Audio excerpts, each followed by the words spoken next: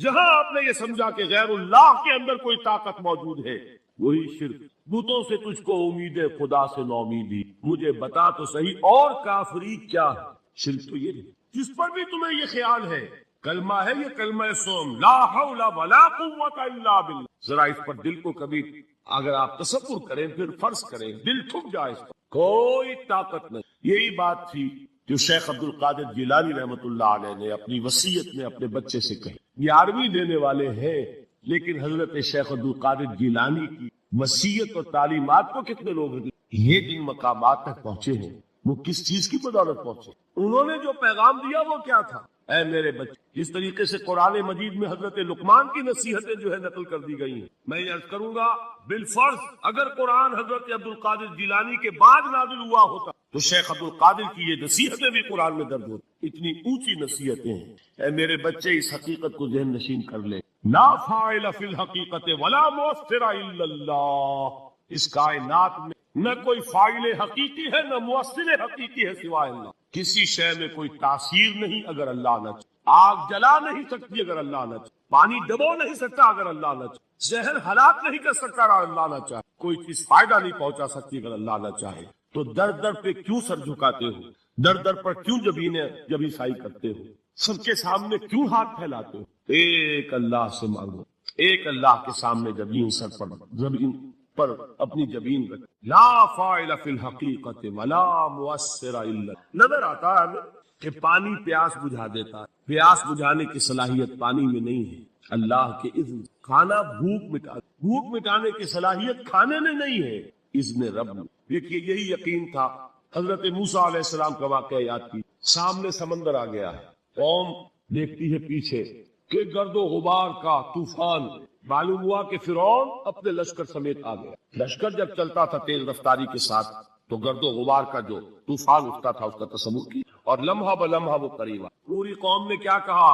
اے موسیٰ انا لمدرکون، اے موسیٰ ہم کو پکڑے گئے. قرآن مجید میں تو یہاں وہ باتیں نہیں لکھی ہیں لیکن تورات میں یہ درج ہے کہ بنی اسرائیل جھگڑنے لگے، دست و گریبان ہو گئے موسیٰ کے ساتھ. موسیٰ ہمیں یہاں مروایا لا کر، اس سے تو ہم ہی بہتر. وہاں کھانے کو ملتا تھا، زندگی تو تھی، بیدار ہم کر رہے تھے، موت تو نہیں تھی. اب جو کچھ ہوگا اس کا تصور کرو، جس طریقے سے ہمارے ٹکڑے اڑائے جائیں. تو لڑ رہے ہیں حضرت موسیٰ علیہ السلام. یہ تورات کی تفصیل ہے. قرآن میں صرف اتنا آیا ہے، پریشان ہو کر انہوں نے کہا انا لمدرکون. موسیٰ ہم کو. اس وقت موسیٰ کا جواب کیا ہے؟ کلا ان معی ربی سیہدین. نہیں، میرے ساتھ میرا رب ہے، وہ راستہ دے گا. بتائیے کہاں راستہ نظر آ رہا؟ یہ ہے ایمان بالغیب. راستہ نظر نہ آئے تب اللہ پر یقین ایمان ہے. جیب میں پیسے ہو تب دل کو اطمینان ہے. تو ایمان کس پر ہوا؟ پیسے سے، اللہ پر. جب وسائل و ذرائع نہ ہو اور پھر یقین ہو کہ اللہ مسبب الاسباب ہے، وہ اسباب کا پابند نہیں، وہ اسباب کا محتاج نہیں ہے، اسباب اس کے محتاج ہے. اگر یہ یقین ہے تو اللہ پر ایمان ہے. یہ نہیں ہے تو تمہارا ایمان اسباب پر ہے، وسائل پر ہے، ذرائع پر ہے، مادیات پر ہے، اللہ پر. اس وقت کہاں راستہ تھا؟ تو راستہ تھا سمندر ہے اور ادھر سے لشکر آ گیا ہے. کلا ان معی ربی سیہدین. اب دیکھیے ایمان کہہ دینا آسان ہے، ہوا معکم اینما کنتم، جہاں کہیں بھی تم ہوتے ہو اللہ تمہارے ساتھ ہوتا ہے. اس کا یقین قائم ہو جائے تو زمین و آسمان کا فرق ہوا. انبیاء کو ایک اختیار دیا جاتا ہے جب ان کا اس دنیا سے نقل مکان، تو وہ انہیں ایک اختیار دیا جاتا ہے، چاہے تو اور رہیں اور چاہے آپ برابر آپ سے جس حق مطلوب کی ہو چکی، اب آپ کیا رہیے مزید اور چاہے تشریف لے آئیے. اس وقت در حقیقت اسی کا جواب ہے وفی الرفیق. تو یہ رفیق جو ہے فتش لقلب کا رفیق وتجول وحدہ فی القفار کم سافر یبغی الدیار لکنہ فقد السبیل من مسیر کا من دلیل. فتش لقلب کا رفیق، کوئی دوست، کوئی محبوب، کوئی سے چاہے، جس سے محبت کرے، جس کے لیے ایثار کرے، جس کے لیے قربانی کرے، جس کے لیے جیے، جس کے لیے مرے. یہ در حقیقت فطرت انسانی کی بات. اسی کے لیے الفاظ مال ہوں گے آدرش نصب العین. جو انسان اللہ تک نہیں پہنچ پاتے وہ کوئی وطن کو اپنا آدرش بناتا ہے، نصب العین بنا، وطن کے جاتا ہے، وطن کے لیے بڑھتا ہے. کوئی کسی نظریے کو، کسی تصور کو، ایک تصور کے حسن مبہم پر ساری ہستی لٹائی جاتی ہے. کوئی تصور ہے، کوئی عزم ہے، لوگوں نے اشتراکیت کے لیے جانیں دی ہیں، لوگوں نے اپنے وطن پر جانوں کو قربان کیا ہے، لوگوں نے کسی اور شے کی عظمت کے لیے سب کچھ تک دیا۔ یہ در حقیقت انسان کی فطرت کی وہ پکار ہے کہ کوئی محبوب، کوئی مطلوب، کوئی مقصود، کوئی نصب العین، کوئی عادت، یہ تین اگر سٹیجز آپ ذہن میں رہیں انسان کی نفسیات، ذہنی، فکری ارتقاء کہ سب سے پہلی منزل ہے میری ضروریات، مجھے کھانے پیے، مجھے پینے کو چاہیے، مجھے رہنے کو چاہیے، مجھے کسی کی حفاظت چاہیے، مجھے کسی کی مدد اور نصرت کی ضرورت ہے، کوئی روزی رساں، کوئی مشکل کشا، کوئی پشت پناہ، کوئی حمایتی، یہ ہے سب سے پہلا۔ اس کے بعد دوسری سٹیج ہے ملکیت، جسے قرآن مجید میں دوسرے مقام پر یوں تعبیر کیا گیا ہے، علم الحیات لعب و لہو و زینت و تفاخر بین، اب جو فخر کا مرحلہ آتا ہے، میں، میری جائیداد، میرے اموال، میری اولاد، تکافل الاموال والاولاد، یہ سارا معاملہ وہ ہے جس میں میری ملکیت، میرا ساز و سامان، میرا اختیار، یہ ملکیت، ملکیت، یہ دوسرا ملک۔ اور تیسرا ہے کوئی کوئی نصب العین، کوئی محبوب، کوئی مطلوب، بالکل اسی ترتیب سے یہ تین الفاظ آئے ہیں۔ اصل میں انسان کی عقل کی پختگی، یہ تو میں نے انسان کی نفسیاتی ارتقاء کے مراحل بیان کیا۔ انسان پہچان لے کہ اگرچہ میری ضروریات زندگی بے شمار سلسلوں سے ہو کر آ رہی، سورج کی تمازت بھی ہے جس سے فصلیں پکتی ہیں، یہ ہوائیں چلتی ہیں، بارشیں برستی ہیں، پانی ہے کے بغیر کوئی سوال ہی نہیں، بارش نہ برسے تو فصل نہیں ہوگی، فصل کھانے کو لے گا، یہ سارا سلسلہ اسباب اپنی جگہ پر ہے، لیکن اب ایک ہی چھلانگ میں پھر پہنچتی ہے مسبب الاسباب کہ یہ سارا سلسلہ اسباب ایک ہستی کی گرفت میں ہے۔ رب والد ربوبیت کا تصور جو بالکل بچپن میں ہوتا ہے آغاز میں، اس سے ابھر کر پھر یہ تصور جب آتا ہے رب الناس، کل کائنات کا، بلکہ یہ کہ اب سورہ فاتحہ کی پہلی آیت سامنے لائیے الحمدللہ رب العالمین، اور ہر جگہ آپ نوٹ کریں گے قرآن حکیم میں کہ ہر جگہ یہ رب کا لفظ جو ہے یہ سب سے پہلے لایا گیا۔ سورہ بقرہ کی جو تیسرے رکوع کی پہلی آیت، یا ایھا الناس اعبدوا ربکم الذی خلقکم، اے لوگو بندگی کرو اپنے اس رب نے تمہیں پیدا، بلکہ پہلی آیات جو نازل ہوئی اقرا میں ربک الذی خلق، پڑھو نے اس رب نے پیدا کیا، اس لیے کہ در حقیقت ربوبیت ہی کا تصور ذہن انسانی کے اندر سب سے پہلے آنے والا تصور ہے، بالکل عہد طفولیت میں اپنی احتیاج کا، اپنی ضرورتوں کا تصور، لیکن یہ کہ اب ہے اس تمام سلسلے کو تو سائنس نے کھنگالا، ہمیں کہ کس طریقے سے سورج کی تمادے وہ کھاتے ہیں اور وہ بنتے ہیں، پھر وہ زمین پر آتے ہیں، ہوائیں اٹھتی ہیں، کہاں ان کو لے جاتے ہیں، پھر یہ کہ فصلیں جب اگتی ہیں تو پکتی ہیں سورج کی تمادت سے، سب، لیکن جسے اس سے اگلی بات معلوم ہو گئی کہ یہ پورا سلسلہ اسباب اللہ تعالیٰ کے قبضہ قدرت میں ہے، وہ گویا اس نتیجے پر پہنچا کہ رب الناس اور رب العالمین وہی ہے الحمدللہ۔ اسی طرح یہ میری میز اور یہ میری کرسی اور یہ میرا کھلونا اور میرا مت اور میرا سن اور میرا ملک، میرا قبیلہ، میری قوم، میرا اختیار، میری حکومت، الیس لی ملک مصر، یہ سب کچھ ہے، لیکن یہ کہ انسان کی عقل اور رسائی جو ہے اگر ہو جائے حقیقت تک تو ملک الناس، بات حقیقی،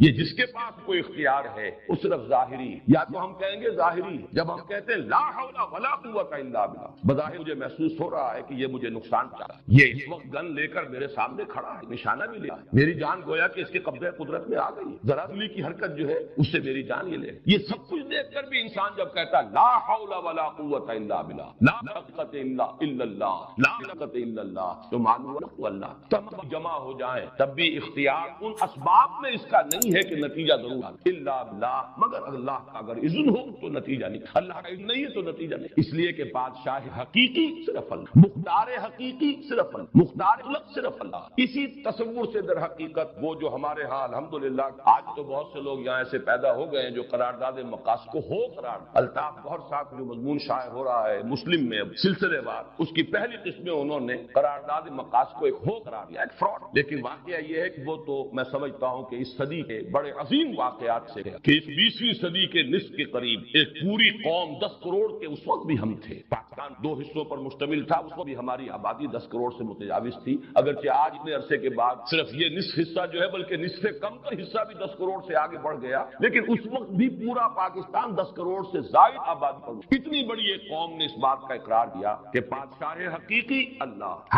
ملک شہنشاہ الملک القدوس صرف اللہ، اور جو اختیار ہمارے پاس ہے وہ ڈیلیگیٹڈ، وہ اس کا اثر ہے، ہمارا ذاتی استعمال نہیں ہے، صرف اسی کی طے کردہ حدود کے اندر کسی قوم کی کانسٹیٹیوشنل اسمبلی جو اس کی گویا کہ یوں سمجھیے کہ اجتماعی زبان اس درست زبان سے ان الفاظ کا نکلنا، یہ وہی ہے کلمہ لا الہ، اور وہی ہے حقیقت یہ دوسرا کہ جو یہاں دیا وہ رب الناس بھی ہے اور ملک الناس۔ اسی لفظ کے حوالے سے ہمارے دین کا وہ تصور مستحکم ہوتا کہ یہ مذہب نہیں دین ہے، اس میں علیحدہ نہیں ہے وہاں حکومت اور سیاست کا اور نظام کا، یہ صرف عبادت پوجا اور صرف چند رسومات کا ہوا نہیں ہے کہ عقائد اور رسومات ہوں، بلکہ یہ کہ اس کا ایک سیاسی نظام، اسی سیاسی نظام کے لیے عنوان خلافت، انسان کے لیے خلافت ہے، حاکمیت، انسان کے لیے امانت ہے، ملکیت نہیں۔ اور میں نے ان دونوں الفاظ کو جوڑ دیا تھا لغوی بحث، ملکیت اور ملکیت، حاکمیت اور ملکیت، یہ دونوں لازم ہیں۔ مادہ ایک مالک یوم دین بھی ہے، ملک یوم دین بھی ہے، تو در حقیقت اللہ ہی مالک حقیقی ہے، اللہ ہی حاکم حقیقی ہے۔ مالک وہ لوگوں کا بادشاہ، مالک حقیقی بھی ملک حقیقی،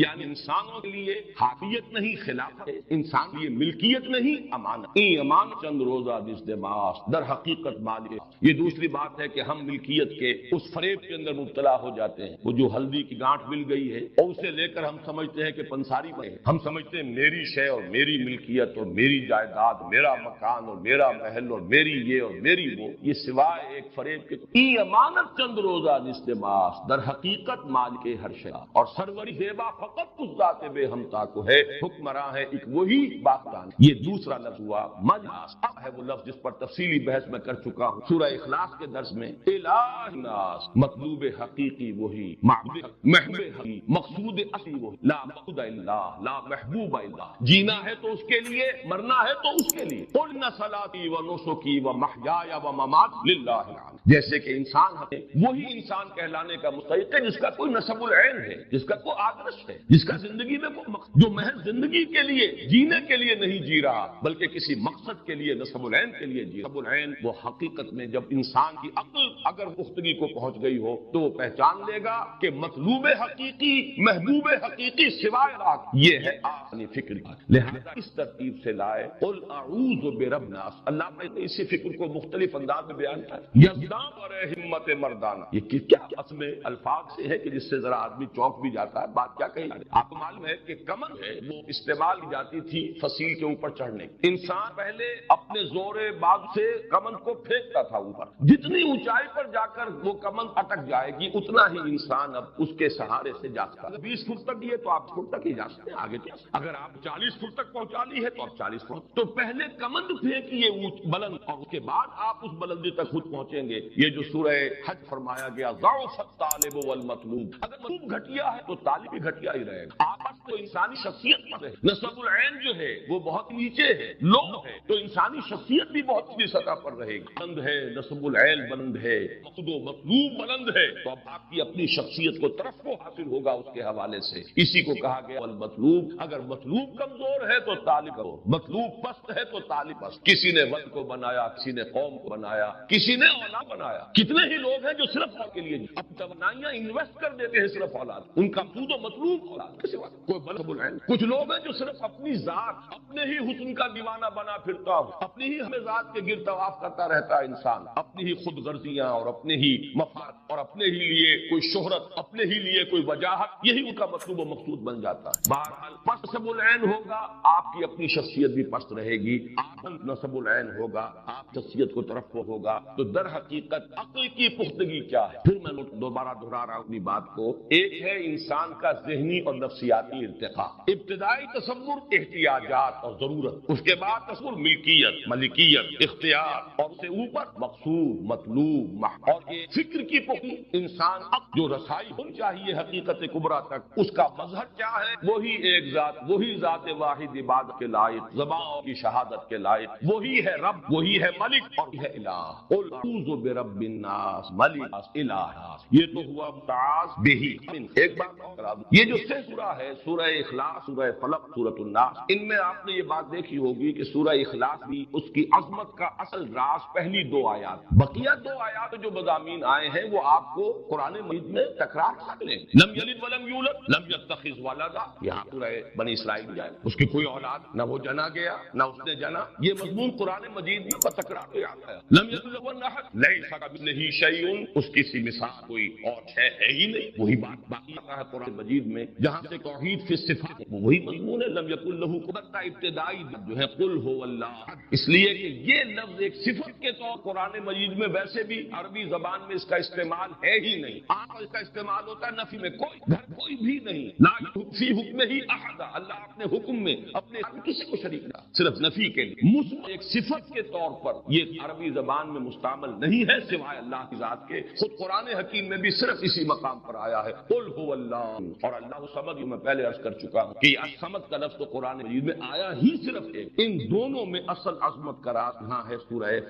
اخلاص. میں تفصیل سے سورہ اخلاص کا اس طرح سورہ پہلی 2 آیتیں ہی ہیں اصل میں اس کی عظمت والی، باقی 3 آیتیں من شر ما خلق کی شرح. اس لیے کہ اور جو بھی کچھ ہے، کوئی حق کرنے والا ہے، کوئی رات کی تاریکی کے اندر نقصان پہنچانے والا ہے، کوئی کسی اور اعتبار سے نقصان پہنچانے والا ہے، من شر ما خلق بات پوری ہوئی. بقیہ 3 آیات کے اس کی شرح ہے. من شر نفاثات، من شر غاسق ومن شر حاسد. اصل میں تو قل اعوذ برب الفلق، اور اس لفظ فلق کے حوالے سے پچھلی مرتبہ میں عرض کر چکا ہوں کہ آج تک سائنس جہاں پہنچی ہے، دی بگ بینگ، یہ فلق کے لفظ کے اندر وہ پورا اب تک یہ تصور رہا ہے. نیوٹونین جو فزکس تھی اس کا تو تصور یہ تھا کہ یہ کائنات شاید ہمیشہ سے چلی آ رہی ہے اور ہمیشہ چلتی جائے گی. لیکن یہ کہ آج تقریباً موسٹ ریسنٹ جو اس وقت موقع ہے وہ تو یہ ہے کہ نہیں، ایک وقت میں ایک دھماکے کی صورت، وہ دھماکہ لفظ ہے دی بگ بینگ. واقعہ یہ ہے کہ فلق کا مطلب یہ پھٹ، کسی شے کا پھٹ،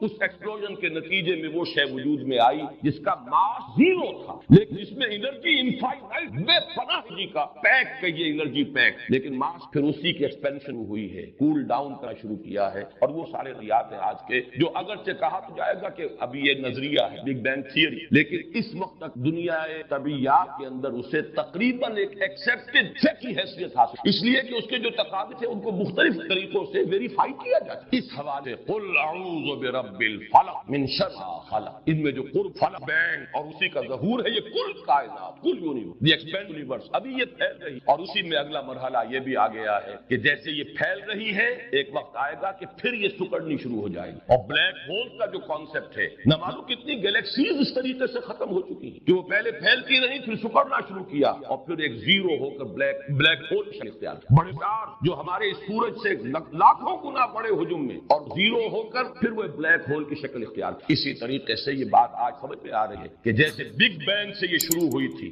0 ماس لیکن انرجی بے پناہ، اسی طریقے سے یہ بساط لپیٹی بھی جا سکتی ہے. اور قرآن مجید کے الفاظ قدر خوبصورت ہیں، یوم نطوی السماء کطی السجل للکتب، جس دن کے ہم اس آسمانوں کو اس طریقے سے لپیٹ لیں گے جیسے کہ تم کتابوں کے جو اسکرولز ہوتے تھے کسی زمانے میں تومار، انہیں لپیٹ لیا جاتا. چنانچہ یہ ہے کہ یہ جو ایکسپینشن ہو رہی ہے ایک اسپائرل کی فارم، جیسے کہ بڑھتا ہے دائرہ، پھر جب واپسی ہوگی یہی اسپائرل جو ہے موومنٹ ریورس ڈائریکشن میں ہوگی، اور جہاں ایک 0 سے شروع ہوئی تھی بات اسی 0 تک ہی پہنچ. یوم نطوی السماء کطی السجل للکتب. فلق بھی ابتدائی 2 آیات ہیں. پھر ما خلق شرح ہے، من شر غاسق اذا وقب ومن شر نفاثات العقد ومن شر حاسد. اسی طرح نوٹ کر لیجیے سورۃ الناس کے اندر بھی جو اصل حکمت پنہا ہے وہ انہی 3 آیات، قل اعوذ برب الناس ملک الناس الہ الناس. خوبصورتی دیکھیے ان دونوں صورتوں میں لفظ اللہ میں آیا. لفظ اللہ سورہ اخلاص میں آ چکا، قل هو اللہ احد، اور سورہ اخلاص کے ساتھ یہ دونوں صورتیں معوذتین جو ہے یہ جڑی ہوئی. یہاں لفظ اللہ نہیں ہے، یہاں اللہ تعالیٰ کی 3 نسبتیں، اور اس میں انسان کا ذہنی اور فکری ارتقاء، اس کی نفسیاتی پختگی، اور پھر اپنی ایک ہی چھلانگ، ایک ہی زخم میں یہ مرحلہ طے ہو جائے. سلسلہ اسباب مسبب کے ہاتھ میں ہے تو رب صرف اللہ. یہ ملکیت، یہ مالکیت، یہ بادشاہت سب خراب ہے، دھوکہ ہے. ملک حقیقی صرف اللہ. اور سارے آدر، سارے نسب العین، سارے مطلوب، سارے مقصود، سارے محبوب فانی ہیں، بس ان میں سے کسی میں نگاہ الجھ گئی تو پھر ضعف الطالب والمطلوب کی شکل بن جائے گی. ایک زخم لگاؤ یزدان بکمن داور، اپنی کمند فکر کو پھینکو کہ وہ اللہ تعالیٰ کی ذات کے ساتھ جا کر وہ منسلک ہو جائے. اب وہ اس اپنی کمند کے ذریعے سے پہنچو ذرا اللہ تعالیٰ کی ذات کو. منزل ماں کبریا،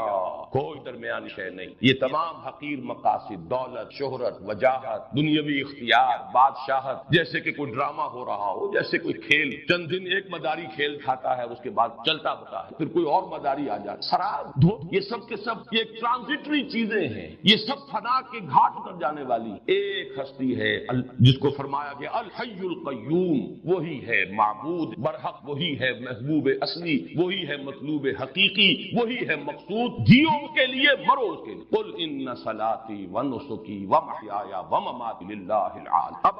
جیسا کہ میں عرض کر چکا ہوں سورۃ الفلق کے مقابلے میں یہاں یہ کنٹراسٹ، وہاں تک میں ہی صرف ایک آیت قل اعوذ برب الفلق مستعان ہو، چار شر تکرار ساتھ آیا، من شر خلق ومن شر غاسق اذا وقب ومن شر نفاثات العقد ومن شر حاسد، یہاں پر اب شر کا لفظ صرف ایک مرتبہ قل رب الناس ملک الناس الہ الناس، تین آیات تعاذ بہی پر مشتمل، اور شر سے کہ پناہ طلب کی جا رہی ہے من شر الوسواس الخناس۔ اب اس پر تھوڑا سا غور کرنا چاہیے، وسواس سے اتنی پس آواز میں کسی سے کچھ کہنا کہ مفہوم تو وہ سمجھ لے، الفاظ یہ ہے وسوسے کا اصل وقت، الفاظ سنائی نہ دے مفہوم منتقل، یہی جس طرح لفظ وحی، اسی لیے لیوحون، یہ شیاطین جن و انس کے لیے بھی یہ لفظ آیا ہے، یوحی بعضهم الی بعض زخرف القول غرورا، یہ شیاطین جن و انس جو ہے ایک دوسرے کو وحی کرتے رہتے، تو لفظ وحی اور وسوسے میں بہت قرب، وحی بھی ہے الاعلام بالسر والخفاء، بڑے خفیہ انداز میں خاموشی سے کوئی بات ہی کے دل میں منتقل کرنا،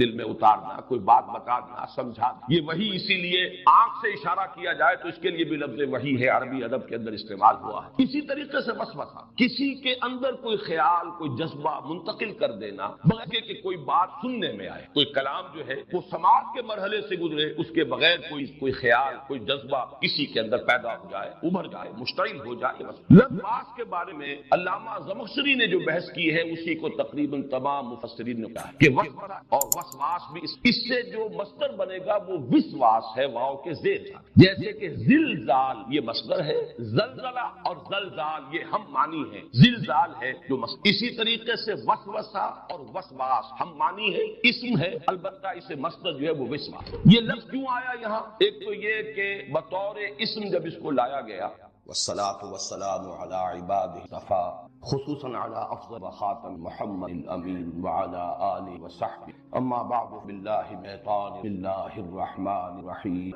قل اعوذ بالفلق من شر ما خلق ومن شر غاسق اذا وقب ومن شر النفاثات عقد ومن شر حاسد اذا حسد، بسم الله الرحمن الرحیم قل اعوذ برب الناس ملک الناس الہ الناس من شر الوسواس الخناس الذي يوسوس في صدور الناس من الجنة والناس، صدق الله۔ رب اشرح لي صدري يسر لي امري واحلل عقدة من لساني يفقهوا قولي، اللهم فهمنا رشدنا واعذنا من شرور انفسنا، اللهم الحق حقا واتباعه وارنا الباطل باطلا واجتنابه، اللهم ارحمنا قرآن واجعله اماما ونورا وهدى ورحمة، اللهم اننا وعلمنا من جهلنا وارزقنا تلاوته آناء الليل وآناء النهار واجعله لنا حجة يا رب العالمين، آمین۔ اللہ تعالیٰ کو اس کا لاکھ لاکھ احسان ہے کہ ہمارا یہ سلسلے وار درس آج پایا تکمیل کو پہنچ۔ اس تقریب کے ہدیے کے طور پر کتابچہ آپ کو دیا گیا، اس میں اس مسلسل درس کی مختصر سی تاریخ بھی درج ہے۔ اگرچہ یہ سلسلے وار درس کا آغاز تو خضرہ سمن آباد سے ہو گیا تھا جون 1968، اس اعتبار سے تو کہا جا سکتا ہے کہ 23 برس ہو گئے، اور 23 برس میں اس سلسلے وار درس، لیکن اس میں چونکہ کچھ ڈپلیکیشن ہوئی، سن 74 میں ہمارا وہ مسجد خضرہ سمن آباد سے شہداء مال روڈ پر منتقل ہوا، تو وہاں پر نے جہاں منتخب نصاب کا دوبارہ دیا جو مطالعہ قرآن اور دعوت قرآن کی تحریک کے لیے بمنزلہ اساس ہے، اور پھر سلسلے درس کا آغاز بھی ابتدا سے دوبارہ، اس پہلو سے یہ 7.5 ہے، اس لیے کہ یہ سلسلہ درس جو اب تکمیل کو پہنچ رہا ہے یہ وہ ہے کہ جو سن 74 مسجد شہداء مال روڈ سے قرآن حکموں کا آخری جوڑا، جس میں جوڑے ہونے کی نسبت بہت ہی نمایاں ہے، اور جن کے لیے ایک نام ہے المعوذتان، ان میں سے ایک صورت کا ہم مطالعہ کر چکے، لیکن میں نے اس وقت تلاوت ان دونوں کی ہے، اس لیے کہ جو حضرات گزشتہ ہفتے، ایک تو یہ کہ ان کے سامنے ان معوذتان جو دونوں کی مشترک خصوصیات ہیں جو میں بیان کر کچھ تمہیدی باتیں میں عرض کر چکا ہوں گزشتہ درس کے ضمن میں، ان کا بھی اجمالی اعادہ کر دیا جائے تاکہ وہ حضرات جو گزشتہ درس میں شریک نہیں تھے ان کے علم میں چند بنیادی اور تمہیدی بات۔ سب سے پہلے بھی بحث ہے آغا کسی کی پناہ میں آنا، کسی کی حفاظت، کسی سے پناہ طلب، یہ مادہ ہے مختلف ابواب سے قرآن میں بھی آیا ہے اور ویسے بھی عام استعمال میں اس کے مصدر مختلف ابواب سے آتے ہیں۔ اس کے معنی ہے پناہ طلب، خود حفاظت، خود کسی، یہی مفہوم ہوگا باب تفاعل سے، تعوذ یا تعوذ، اسی سے ہمارے ہاں مستعمل تعوذ کے بعد یہ فرمایا، تعوذ کے بعد یہی مفہوم ہے باب استفعال سے، استعاذہ، جیسے کہ قرآن حکیم میں آیا ہے وَإِذَا قَرَأْتَ الْقُرْآنَ فَاسْتَعِذْ بِاللَّهِ، استعاذہ، اس کا مفہوم ہوگا کسی کی پناہ میں، کسی کی پناہ طلب کرنا خود اپنے، لیکن باب افعال سے اور باب تل سے اس کا متعدی مفہوم، اعاذ، کسی اور کے پناہ طلب کرنا یا کسی کو کسی پناہ میں، جیسے کہ حضرت مریم کی والدہ سلام علیہما، ان دونوں کا ان کا قول نقل ہوا ہے قرآن ہے سورہ آل عمران میں، وَإِنِّي أُعِيذُهَا بِكَ وَذُرِّيَّتَهَا مِنَ، کسی کو پناہ میں، اسی سے بابل میں تعویذ کا لفظ ہے جو ہمارے ہاں عام بول چال میں ہے، تعویذ بھی ہوں گے کسی پناہ میں دینا یا کسی اور کی پناہ طلب کرنا، اسی سے یہ اس میں فاعل ہے۔ المعوذتان، دو پناہ طلب کرنے والی یا دو وہ صورتیں جو کسی کو کسی پناہ میں دیتی ہیں، انسانوں کو اللہ کی پناہ میں، جیسے کہ میں کیا یہ قرآن حکیم میں جو صورتوں کے مابین نسبت زوجیت ہے، جوڑے ہیں اکثر قرآن حکیم، اس کی نمایاں مثال یہ، بلکہ یہ کہ سورہ فاتحہ جو پورے قرآن حکیم کے لیے ایک دیباچے کے مقدمے، خود اپنی جگہ اتنی عظیم صورت ہے کہ اسے خود کہا گیا ہے والقرآن العظیم وَلَقَدْ آتَيْنَاكَ سَبْعًا مِنَ الْمَثَانِي وَالْقُرْآنَ الْعَظِيمِ، اور حضور نے فرمایا کہ سبع مثانی سورہ فاتحہ کی 7 آیات ہیں اور قرآن کی جگہ مکمل۔ اس کے بعد جو رتیں آتی ہیں سورہ بقرہ، سورہ آل عمران، ان کو بھی حضور نے ایک نام دیا ہے لیکن وہ زیادہ مشہور و معروف،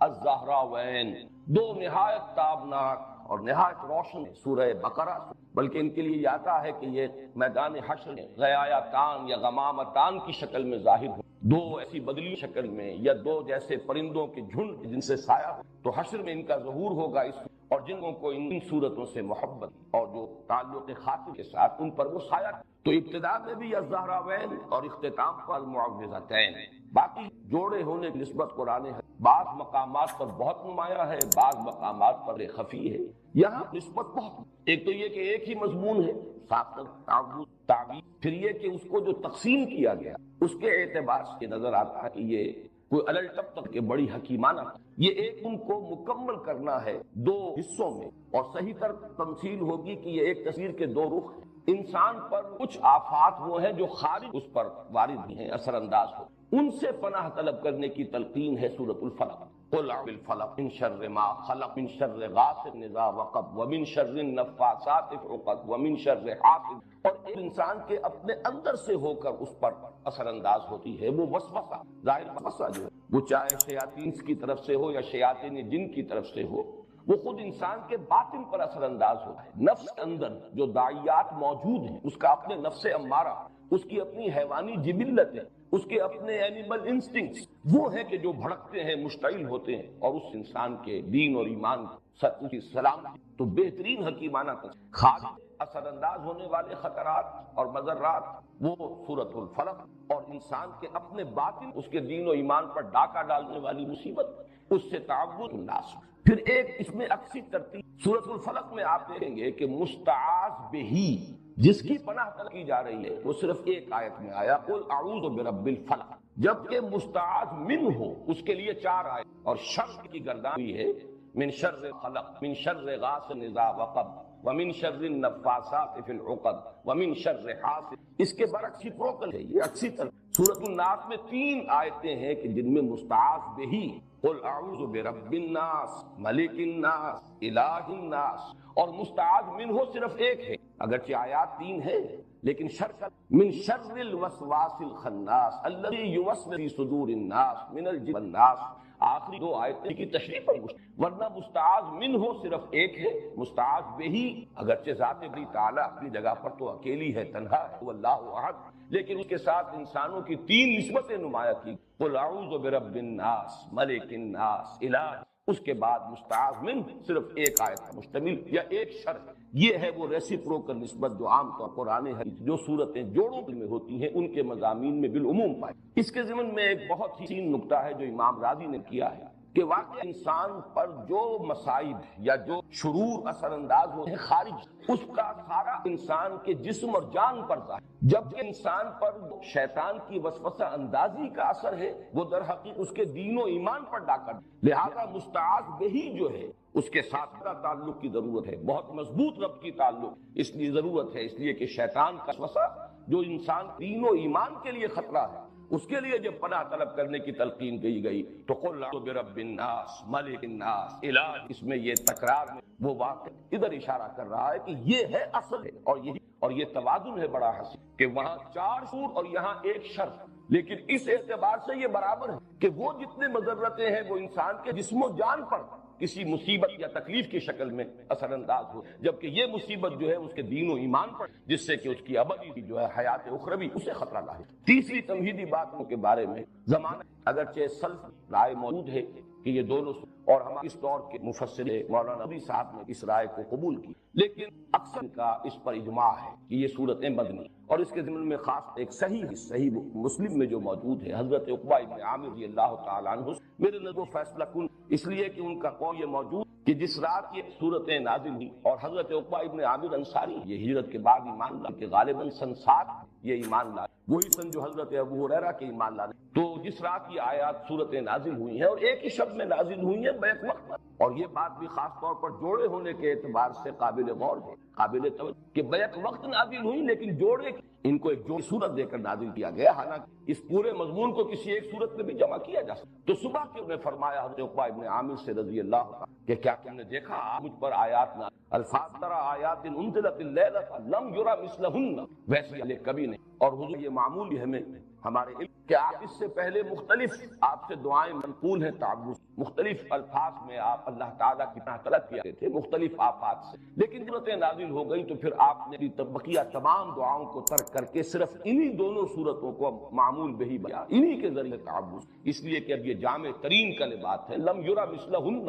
ان جیسی تو آیات دیکھی ہی نہیں گئی۔ پھر یہ کہ ثانوی طور پر چیز کو تقویت پہنچاتی ہے یہ بات کہ حضور صلی اللہ علیہ وسلم پر جو جادو اجمالا کی روایات صحیحین میں موجود، بخاری اگر تفصیلات اسی ان روایات میں ہیں کہ جو دوسری کتابوں جو درجہ دوم کی کتابیں ہیں شاہ ولی اللہ دہلوی رحمۃ اللہ علیہ کے مطابق، لیکن اصولاً یہ بات طے ہے کہ حضور پر لبید ابن عاصم جادو کیا اور اس کے اثرات بھی عارضی طور پر آپ پر ظاہر، اور ان صورتوں کی نزول کا یہ بھی ذکر آتا ہے کہ در حقیقت اسی جادو کے اثرات کو زائل کرنے کے لیے اللہ تعالیٰ سے یہ 2 حضور کو تلقین، اس سے بھی اس چیز کو تقویت حاصل صورتیں بدنی۔ اب آیت الناس کا مطالعہ شروع۔ معوذتین کے بارے میں ایک بات اور نوٹ لیجیے، اور یہ میں نے سورہ اخلاص کے درس کے کہ ان دونوں کا تعلق ایک جوڑے کی شکل میں یہ دونوں صورتیں ہیں، قل اعوذ برب الفلق قل اعوذ برب الناس، اور ایک بڑا معنوی اور گہرا ربط ہے سورہ اخلاص کے، اور سورہ اخلاص کے ساتھ یہ جڑی ہوئی ہیں لفظ الصمد، قل اللہ الصمد، اور سب کے لفظ کی اگرچہ بہت سے معنی بیان ہوئے مختلف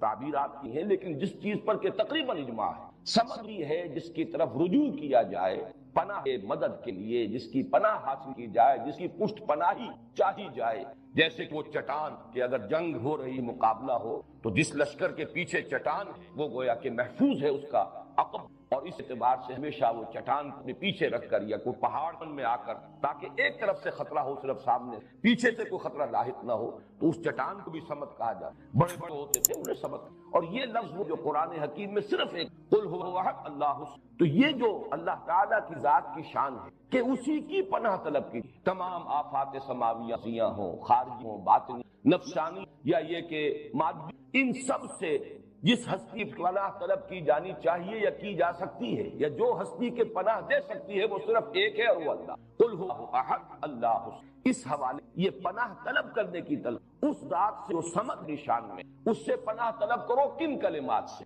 قل بالفلق الى آخر سورہ، قل اعوذ بالناس الى آخر سورہ، تو گویا کہ یہ دونوں صورتیں آپس میں جوڑے ہونے کی حیثیت دی ہیں، اور پھر دونوں کی دونوں منسلک سورہ اخلاص سے، اور اس کے خاص طور پر لفظ الصمد، یہی حضور صلی اللہ علیہ وسلم کا جو معمول ہمیں معلوم ہوتا ہے مختلف روایات سے، صحیحین کی روایات میں، کہ آپ رات کو سونے سے قبل اپنی دونوں ہتھیلیوں کو جوڑ لیتے تھے، اور انہی صورتیں آپ تلاوت کر کے پھونکتے، سورہ اخلاص اور معوذ، اور پھر انہوں ہاتھوں سے پر پھیر لیتے تھے جہاں جہاں تک۔ اور یہ آپ کا ایسا مستقل معمول تھا کہ نبی اکرم صلی اللہ علیہ وسلم جب بیمار ہوئے، مرض وفات میں، اور جب آپ کی نقاہت بہت بڑھ گئی، پھر یہی عمل حضرت عائشہ کرتی رضی اللہ تعالیٰ، حضور کے ہاتھ اپنے ہاتھ میں لے کر اور اس پھونکا، اور پھر حضور کے ہاتھوں کو اپنے ہاتھوں کے ذریعے ہاتھ پک، اور وہ پورے جسم پر جیسے آپ کا معمول تھا آپ پھر۔ اس میں یہ تینوں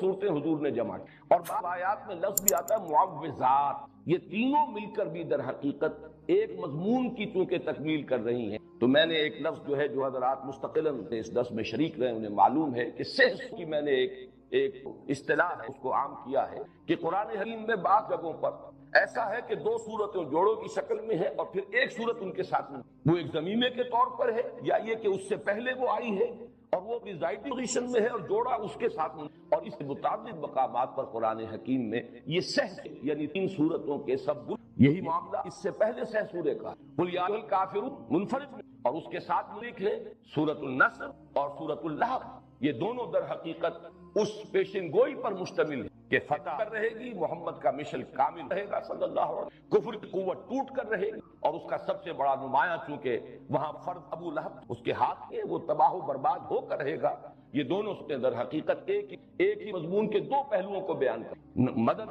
اور مشن کی تکمیل ہوگی، اور وہ وقت آئے گا کہ لوگ جوق در جوق اور فوج در فوج اللہ کے دین میں داخل ہوں گے۔ اسی مضمون کا گویا کہ عکس ہے، کفر کی طاقت ٹوٹ کر رہے گی، ابو لہب کے ہاتھ جو ہے برباد ہو کر رہیں گے۔ یہ دو صورتیں جڑی ہوئی ہیں کس سے؟ جس میں اعلان برات کیا گیا، قل یا ایھا الکافرون لا اعبد ما تعبدون ولا انتم ما اعبد ولا انتم ما عبدتم ولا انا ما اعبد لکم۔ تو اس طرح پر قرآن ہے کہ یہ آخری دو سے سورہ کافرون اور ان کے ساتھ جوڑا سورۃ النصر، سورۃ اللہب، سورہ اخلاص اور اس کے ساتھ جوڑا معوذتین، اور اسی سے بات سمجھ میں آئے گی کہ ان دونوں سہسوں کے جو ابتدائی صورتیں جو پریزائڈنگ پوزیشن میں ہے دونوں سہسوروں میں، ان کے درمیان بڑا گہرا ربط۔ میں نے مثال دی، آج بھی عرض کر رہا ہوں کہ اگر دو ٹرائنگلز آپ بنائیں اپنے سامنے ہی کاغذ، جن میں سے ایک کے اوپر سورہ کافرون اور نیچے کے دونوں زاویے جہاں ہیں وہاں نصر اور سورۃ اللہب، اور دوسری ٹرائنگل اوپر سورہ اخلاص اور نیچے